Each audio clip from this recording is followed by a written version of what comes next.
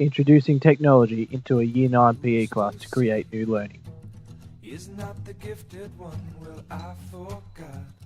The way in which we teach is day by day with the advances in technology. Technology is one of the revolutionary changes of our time. Integrating this technology into the classroom is slowly becoming mandated and for good reason. Opportunities for new learning arise with the inclusion of technology. Research has found that technology can help enhance the learning and engagement of students through many different ways.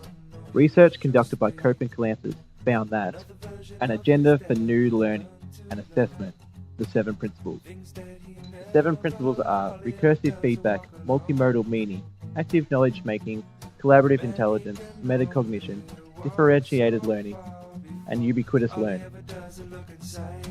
The principle I focused on was ubiquitous learning. It means learning anywhere, anytime.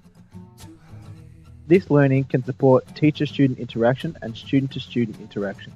It also allows students to be actively engaged, and it means you can do all the stuff of a traditional classroom and more, anywhere, anytime, while enhancing the learning of a student.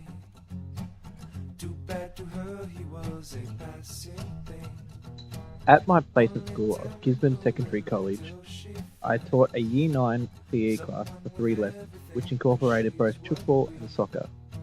I used Fitbit as the technology tool that I wanted to integrate to enhance the learning and engagement of these Year 9.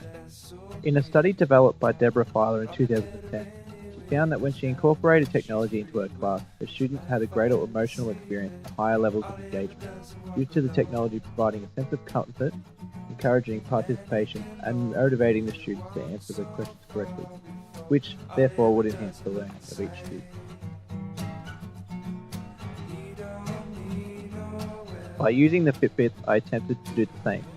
In the first lesson of the 3, I took notes and established who was not engaged, participating, and effectively learning about the skills associated with soccer and the fitness areas such as heart rate.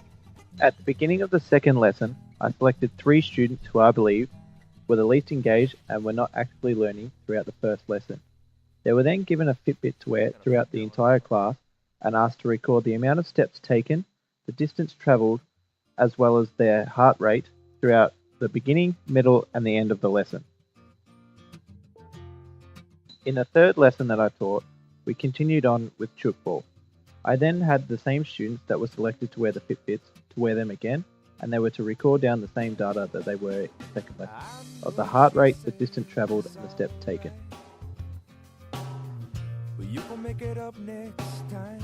In the first of the 3 lessons that I taught, I gathered my data by gathering observational data on the students who I believed had the least engagement in the class and that were least actively learning in the class.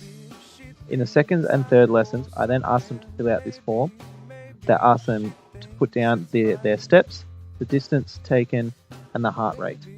For some students, like Cody, he found that he actively learned about his heart rate and how he can improve his physical fitness, while Matt believes that he did not learn anything as he tries his hardest always. The sheets that are on the screen were filled out by each 3 participants in the second and third classes. Who benefited from this task? I believe I did, as I found multiple ways to enhance the learning and engagement of students that have low levels of engagement. I believe my mentor teacher did as well, as he found multiple ways as well to enhance the learning and engagement of students, as he stated that he would be including Fitbits in his class to enhance the engagement of students that are suffering.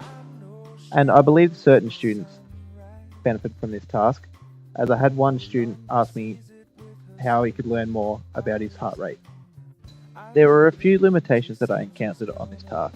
I couldn't introduce QR codes for further learning due to my mentor teacher not wanting mobile phones in the gymnasium or in his classes. I only had 3 Fitbits to use, as the heart rate monitors that I was going to use were flat. Certain students were away, so I could not use them as participants in this task, and I was not able to take photos of the students wearing the Fitbits, as my mentor teacher said that was not allowed.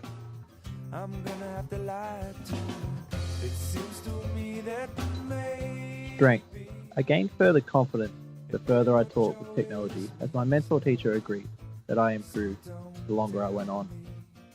The weaknesses I encountered were some areas I need to improve on is my classroom management skills, especially when splitting up disengaged and distracted students so that learning can occur for both students. References. my way. 'Cause no one, no, not no one likes to